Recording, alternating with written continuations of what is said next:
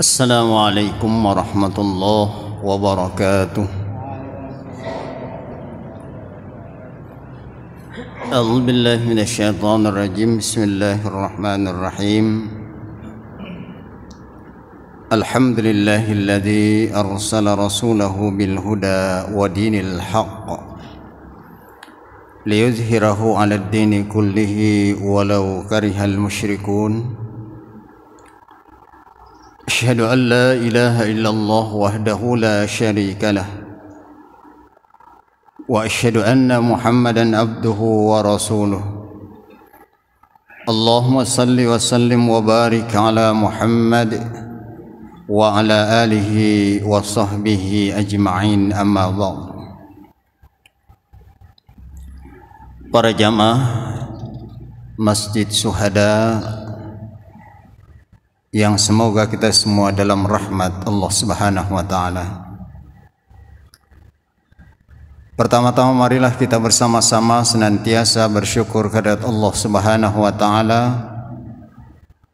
karena atas limpahan rahmatnya atau kasih sayang Allah Subhanahu wa taala sehingga saat ini kita kembali bersama-sama dapat menunaikan kewajiban kita sebagai seorang hamba mengabdi kepada Allah Subhanahu wa taala dalam bentuk menegakkan salat subuh secara berjamaah. Salawat serta salam semua senantiasa tercurah kepada Nabi kita Muhammad sallallahu alaihi wasallam, pada keluarga, para sahabat serta umat beliau yang istiqomah hingga yaumil qiyamah. Semoga kita semua kelak mendapatkan syafaat dari beliau. Para jamaah yang dimuliakan oleh Allah Subhanahu wa taala, sekali lagi kita bersyukur kepada Allah Subhanahu wa taala karena kita telah diberikan kemampuan oleh Allah untuk bangun menunaikan ibadah salat subuh yang mana ditegaskan oleh Rasulullah sallallahu alaihi wasallam bahwa salat subuh salah satu di antara salat yang cukup berat untuk ditegakkan, sehingga dalam hadis disebutkan al-bardaini, dua waktu dingin yang syarat tersirat kalau untuk tidur semakin enak dan semakin lelap kita, yaitu dua waktu subuh dan asar. Jadi solat waktu subuh dan asar dua waktu yang paling berat untuk ditegakkan. Kalau subuh enak kalau kita melanjutkan tidur kita kembali, dan kalau asar itu juga saat-saat kita enak-enaknya untuk bekerja karena suasana matahari kalau di saat terik matahari sudah mulai berkurang, sehingga kita bisa bersemangat untuk kembali melaksanakan kegiatan kita. Tetapi satu kemuliaan manakala kita mampu menegakkan salat dua waktu itu, kita mendapatkan kemuliaan dari Allah Subhanahu wa taala. Para jamaah yang dimuliakan oleh Allah Subhanahu wa taala, perkenankanlah pada subuh hari ini saya menyampaikan atau membacakan hadis Rasulullah sallallahu alaihi wasallam yang terdapat dalam kitab Riyadhus Shalihin karya besar Imam An-Nawawi.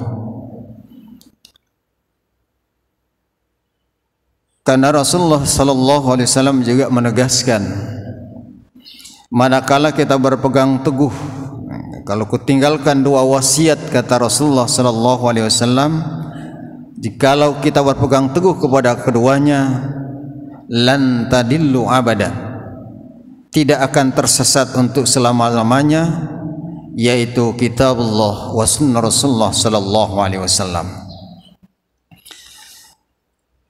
Saya kutip hadis Rasulullah dalam babul ikhlas,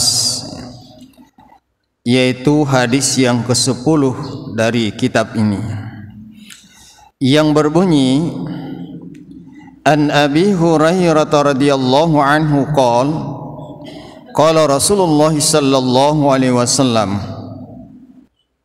salatur rajuli jama'atan tazidu ala salati fi suqi wa baiti bid'an wa ishrina darajat, wa dhalika anna ahadakum idza tawadda'a fa ahsana al-wudu' thumma atal masjida la yuridu illa as-salah la yanhahuzuhu illa as-salah lam yakhtu khatwatan illa rufi'a lahu biha darajatun wa khutta anhu biha khati'atun hatta yadkhulal masjida fa idza dakhalal masjida kana fi salati ma kanatis salatu hiya tahbisuhu wal malaikatu yusalluna ala ahadikum ma dama fi majlisihi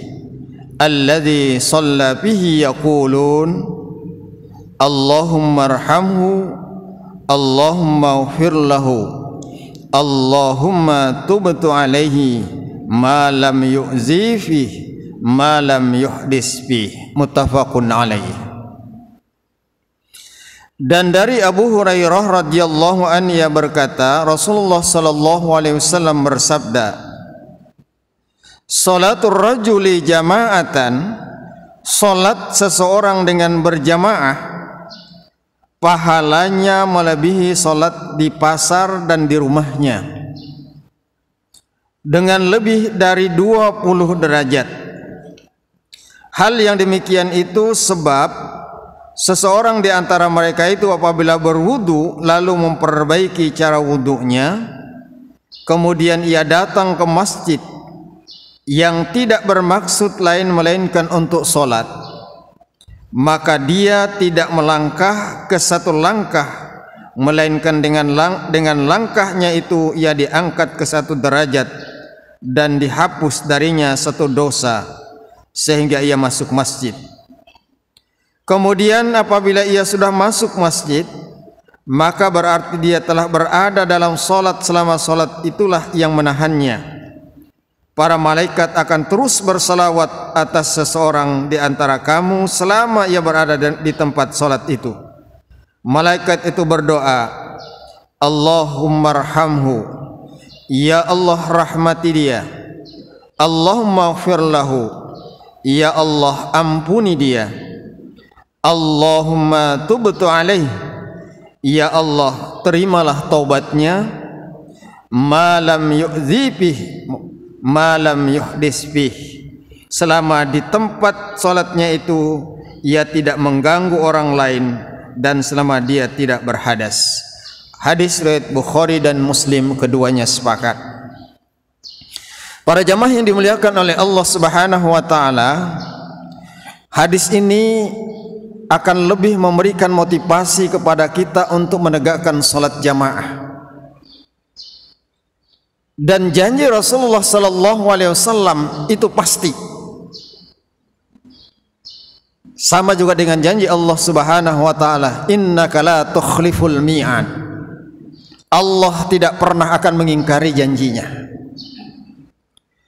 Nah, di dalam hadis ini Rasulullah sallallahu alaihi wasallam menegaskan bahwa salat yang kita lakukan di masjid secara berjamaah itu jauh lebih besar nilainya ketimbang kita salat di sini disebutkan bisuki wa baitihi, di pasar dan di rumahnya. Karena memang kalau di pasar mungkin hiruk pikuk suasana ramai, ini bisa menimbulkan tingkat kekhusyuan kita semakin bisa berkurang. Karena selama kita mendengar sesuatu, melihat sesuatu, itu bisa merubah kekhusyuan kita. Nah, oleh karena itu Rasulullah sallallahu alaihi wasallam menegaskan lebih mulia, di samping lebih mulia Allah akan memberikan nilai yang lebih baik. Kalau di sini disebutkan bi wa isrina darajah, 20. Kalau di hadis lain kita benar-benar 25, ada yang tentang 27. Tentu saja ini adalah hak Allah, akan memberikan nilai mungkin lebih jauh lebih besar daripada ini. Mungkin kita sudah sholat khusyuk, mungkin kita dinilai oleh Allah berbeda tingkat kekhusyuan kita di dalam sholat jamaah. Tetapi yang jelas ketika kita berjamaah mendapatkan nilai ini, berarti ini adalah nilai plus yang diberikan oleh Allah Subhanahu wa taala kepada kita. Jamaah yang dimuliakan oleh Allah Subhanahu wa taala. Sebagaimana di berikutnya Nabi mengatakan, idza tawadda'a fa ahsanal wudu. Ketika kita wudu kemudian kita perhatikan betul wudu kita itu. Di dalam hadis lain banyak disebutkan. Pertama, kalau wudu kita ini sempurna, maka dosa-dosa kita, tentu dosa-dosa kecil, akan berguguran beserta air wudu yang mengalir dari anggota wudu kita. Yang kedua, Rasulullah Sallallahu Alaihi Wasallam mengenal kita nanti adalah lewat wudu kita. Mungkin bisa kita sebuah ilustrasi ketika kita berada di lapangan sedang upacara. Mungkin pakaian kita sama. Kalau pelajar biasanya SD, MI itu sama. Kemudian SMP, SMP sanawiyah sama. Aliyah, SMA, SMK sama. Tetapi yang membedakannya adalah ada nama lokasinya. Dia SMA atau SMK atau MA, kemudian tempatnya juga berbeda. Pakaian sama. Nah, Rasulullah Sallallahu Alaihi Wasallam nanti akan mengenal kita lewat cahaya wudu yang kita lakukan ketika kita sedang berwudu. Oleh karena itu, setelah kita berwudu ini kita perlu perhatikan wudu kita. Kadang-kadang kan kalau mau cepat-cepat biasa itu tangan tuh main sorong aja. Padahal ini kan ada lipatan-lipatan. Jadi ketika kita wudu ini harus betul terbuka supaya air wudu itu masuk di di sela-sela kanu kita. Kemudian ketika kita mengangkat supaya ini juga betul-betul basah. Karena kalau begini ini masih pori-pori banyak yang tertutup. Nah, kebetulan kalau kita punya cincin banyak, mungkin cincin kita juga diputar-putar biar basah. Kena basah. Kan ini penting sekali. Makanya kalau kena cat dan lain-lain yang bisa menutup pori-pori ini bisa menyebabkan air wudhu kita meresap sampai ke kulit kita. Nah, para jamaah yang dimuliakan oleh Allah Subhanahu wa taala. Summatal masjidah la yuridu ila shalah. Kemudian dia pergi ke masjid dan tidak ada niatnya ke masjid itu kecuali untuk sholat. Yang jelas pasti, ya pasti kalau kita menuju masjid pasti menuju sholat. La yanhauzu illa sholah. Tidak ada niatnya, tidak ada yang menggerakkan hatinya kecuali untuk sholat. Jadi kalau kita ini insya Allah tambah lagi itu plusnya. Di samping sholat kita mendapat siraman rohani tausiah seperti ini tambah lagi ya. Karena dalam hadis lain Nabi mengatakan innal malaikata la tada'u ajnihataha li talibil ilmi bima ridan sana. Sesungguhnya malaikat itu mengepakkan sayapnya memohon rahmat kepada Allah Subhanahu wa taala kepada orang yang sedang menuntut ilmu karena dia sangat senang melihat apa yang sedang dia lakukan. Nah, insyaallah kita ini semua dapat dari Allah Subhanahu wa taala. Para jamaah yang dimuliakan oleh Allah, kemudian apa yang kita peroleh dalam perjalanan kita dari rumah ke masjid? Nabi Sallallahu Alaihi Wasallam menegaskan bahwa dosa-dosa kita akan diampuni oleh Allah Subhanahu wa taala seiring dengan langkah-langkah kita ke menuju masjid. Kita jangan berpikir gimana kalau saya pakai sepeda motor atau mobil, apa ndak dihitung gitu. Sama, tidak ada perbedaan. Sama juga ada gimana kalau orang yang meninggal kemudian dimakan oleh makhluk lain, buaya atau ular, apakah dia tidak kena nanti ditanya di alam barzah, alam kubur? Sama itu, sama tetap ya. Sebab meninggal boleh sama, tetapi pertanyaan alam barzah sama, karena barzah itu artinya batas antara kehidupan dunia dan kehidupan akhirat. Jadi semua pasti akan ditanya di alam barzah. Nah, jadi Allah Subhanahu wa taala akan menghapus dosa-dosa kita, seiring dengan itu Allah juga akan mengangkat derajat kita. Entah seperti apa Allah Subhanahu wa taala mengangkat derajat kita. Yang jelas akan diangkat oleh Allah Subhanahu wa taala berdasarkan hadis ini beberapa derajat. Pertama, dalam perjalanan kita dosa-dosa kita dihapus oleh Allah, digugurkan oleh Allah, seiring itu juga Allah angkat derajat kita. Hatta yadkhul, sampai dia masuk ke dalam masjid. Insyaallah yang paling jauh perjalanan kita menuju masjid, insyaallah paling banyak dapat pahala dan paling banyak dosanya digugurkan oleh Allah. Cuma jangan sampai keliling-keliling kerogot dulu gitu. Para jamaah yang dimuliakan oleh Allah Subhanahu wa taala. Kemudian pada saat kita berada dalam masjid, kemudian kita menunaikan sholat, kemudian kita tidak berdiri, tidak berubah dari tempat sholat kita. Ini kita maknakan lebih luas, bukan berarti dari tempat sholat tidak berubah, mungkin kita selama masih dalam masjid, insyaallah masuk dalam kategori ini. Kemudian dia duduk, maka malaikat yusalluna ala ahadikum, malaikat itu mengucapkan salam kepada kita, pada kita seluruh jamaah ini. Malaikat salam, ada yang mengatakan kalau salamnya malaikat, salamnya Allah kepada kita, karena dalam hadis lain kalau kita salawat kepada Rasulullah 1 kali, Allah bersalawat kepada kita 10 kali. Itu artinya Allah melimpahkan rahmat kepada kita, melimpahkan kasih sayangnya kepada kita. Kemudian Rasulullah sallallahu alaihi wasallam ketika kita berada di tempat salat tadi, maka ada malaikat masing-masing diri kita yang senantiasa mendoakan kita. Yang pertama doanya, Allahummarhamhu, ya Allah sayangi dia.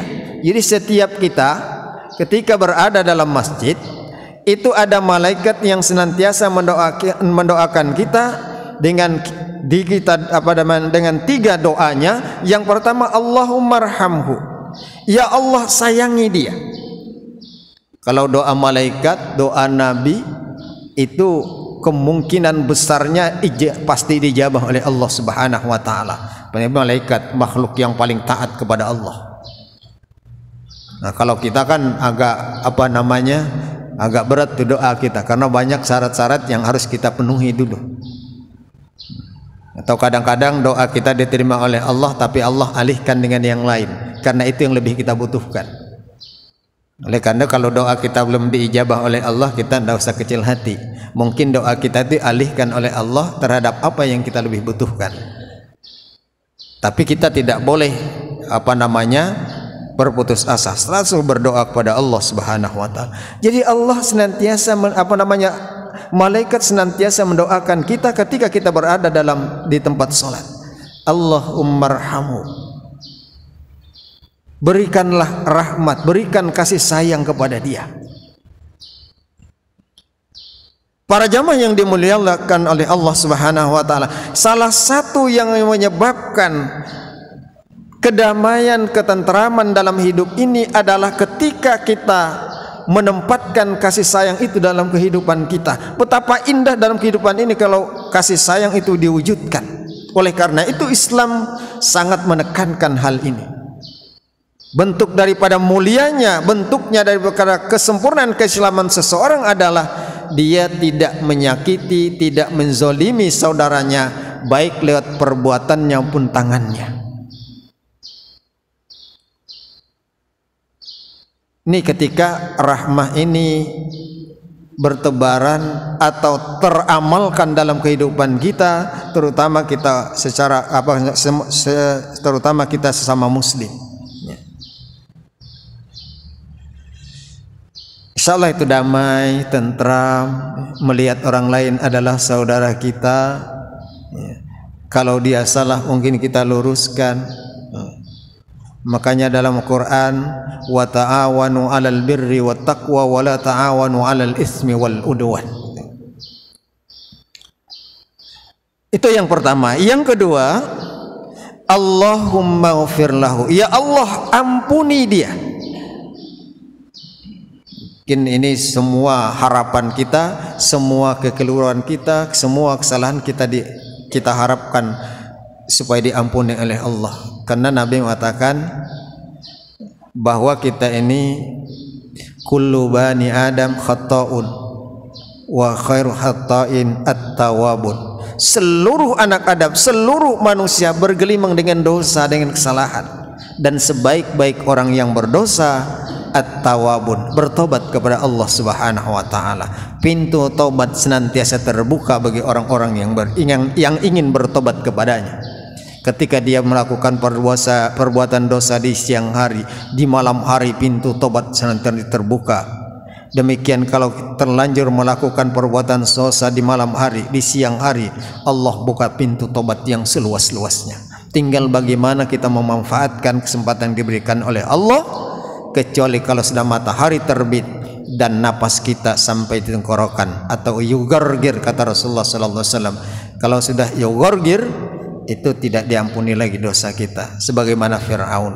Konon Firaun itu sudah tenggelam, sudah mau mati, dia baru berdoa, ya Allah, ampunkan saya beriman kepada Tuhan Musa dan Harun, tapi sudah terlambat. Para jamaah yang dimuliakan oleh Allah, ada malaikat mendoakan kita, ya Allah ampuni dia. Ini satu luar biasa ya, kesempatan diberikan oleh Allah Subhanahu wa taala kepada kita. Kemudian yang ketiga, Allahumma tubtu alaih. Ya Allah, terima taubatnya. Nah, kalau Rasulullah sallallahu alaihi wasallam taubatnya atau istighfarnya 70 sampai 100 kali. Nabi Muhammad sallallahu alaihi wasallam pasti masuk surga, maksum, tidak punya dosa. Istighfar mohon ampunnya kepada Allah 70 sampai 100 kali. Maka kita berusaha mungkin lebih banyak daripada itu. Karena kita ini tidak ada jaminan, tidak ada jaminan ya. Maksudnya tidak jaminan sebagaimana Rasulullah gitu ya. Tapi insyaallah kalau kita baca dalam hadis-hadis Rasulullah, kalau sudah kita mengucapkan kalimat la ilaha illallah, itu ada jaminan, karena itu adalah kunci surga. Tetapi harus dibantu oleh amalia-amalia yang telah ditetapkan oleh Allah dan Rasulullah sallallahu alaihi wasallam. Jadi kita mohon, kita dimohonkan oleh malaikat supaya dosa-dosa kita diampuni oleh Allah. Kemudian semua kesalahan kita diterima oleh Allah Subhanahu wa taala. Taubat kita diterima oleh Allah. Taubat artinya kita kembali. Kalau kita suatu ketika tersesat jalan, terpeleset, kemudian ditunjukkan oleh Allah jalan lagi. Bahkan dalam sebuah riwayat, lorong pintu taubat itu dalam sebuah hadis diceritakan, dalam kitab Riyadhus Shalihin juga diceritakan bahwa lorong itu ke arah Sam itu ditamsilkan oleh Rasulullah supaya mudah dimengerti. Itu perjalanan 40 sampai 70 tahun perjalanan besarnya lorong itu, yaitu lorong pintu tobat itu, lorong tobat itu. Artinya begitu besarnya untuk bertobat kepada Allah, kecuali nanti itu akan ditutup ketika matahari terbit dari barat, itu kiamat. Kalau sekarang insya Allah kiamat masih lama, cuma yang tidak tahu kita kiamat sugro. Kita tidak tahu, tapi harapan kita kiamat sugro kita husnul khotimah. Seperti kita lihat banyak di YouTube itu lagi mimpin sholat yang kayak di Balikpapan kemarin, langsung tidak bangun-bangun lagi. Nah, itu luar biasa itu. Di atas mimbar atau lagi sedang baca Quran, ya selesai gitu. Itu harapan kita. Yang paling tidak bagaimana bentuk yang jelas harapan kita mohon pada Allah husnul khotimah. Para jamaah yang dimuliakan oleh Allah Subhanahu, itu doa malaikat terhadap kita ketika kita berada di tempat sholat, khususnya dalam masjid, itu didoakan oleh malaikat terhadap kita dengan syarat. Itu ada 2 syarat. Malam yu'zibih, tidak mengganggu orang lain. Kalau kita sudah usaha-usaha begini tidak mungkin ganggu orang, kecuali anak-anak. Ganggu temannya. Jadi kalau tidak ganggu temannya, dia dalam keadaan berzikir kepada Allah atau berdiam diri saja, insya Allah dia dapat doa malaikat ini. Yang kedua, malam yuhdisbih, dia tidak berhadas. Artinya kita dalam keadaan suci, bersih.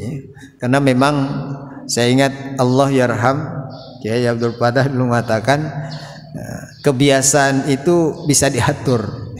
Kebiasa diatur kata beliau. Tapi memang faktor kebiasaan. Kalau orang biasa sudah wudhu mulai maghrib, insya Allah dia tahan sampai isya, dia akan tidak batal-batal insya Allah. Walaupun memang mungkin ada faktor-faktor lain yang bisa menjawab. Tapi kalau sudah terbiasa teramalkan, apalagi kuat dengan niat lagi insya Allah.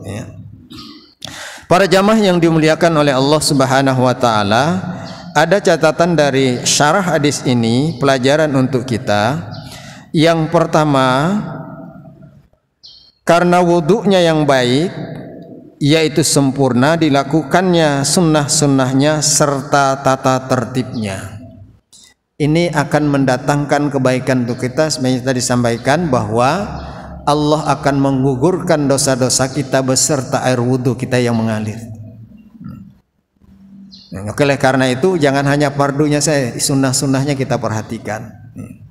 Nah, kalau fardunya kan cuma 4 saja berdasarkan Al-Maidah ayat 6 ya. Tapi sunnah-sunnahnya juga kita harus lakukan, karena luar biasa manfaat daripada sunnah-sunnah Rasulullah Sallallahu Alaihi Wasallam dalam beribadah kepada Allah itu maknanya luar biasa. Seperti salat sunnah, istilahnya salat sunnah itu kalau yang 5 itu tiangnya, maka penguatnya itu adalah sunnah-sunnahnya. Salat-salat sunat rawatib, bahkan dijanjikan oleh Rasulullah Sallallahu Alaihi Wasallam, siapa yang istiqomah dalam salat sunat rawatib, Allah akan siapkan baginya nanti sebuah istana di surga. Luar biasa. Cuma kadang-kadang karena ini sifatnya ghaib, tidak ditampakkan oleh Allah, ini yang kadang-kadang kita sering terganggu begitu ya, sering lupa dan lain sebagainya. Karena memang iblis dengan siasat berusaha bagaimana supaya kita ini nilai-nilai ibadah kita berkurang. Para jamaah yang dimuliakan oleh Allah, kemudian yang kedua, keluarnya ke masjid itu semata-mata hanya untuk salat, bukan karena hubungannya dengan masalah-masalah kesibukan duniawi. Ini salah satu niat kita bersih, karena memang kebetulan hadis ini berkaitan dengan babun niyah, ikhlas ya, yaitu berkaitan dengan bab niat. Para jamaah yang dimuliakan oleh Allah Subhanahu wa taala, demikian kajian kita pada subuh hari ini. mudah-mudahan bermanfaat terutama bagi kami sendiri dan menambah motivasi kita untuk meningkatkan amal soleh kita kepada Allah. Semoga Allah senantiasa melimpahkan rahmat, hidayah dan taufiknya kepada kita di dalam kita menjalani hidup dan kehidupan kita. Salah hilaf mohon maaf. Terima kasih atas perhatiannya. Assalamualaikum warahmatullahi wabarakatuh.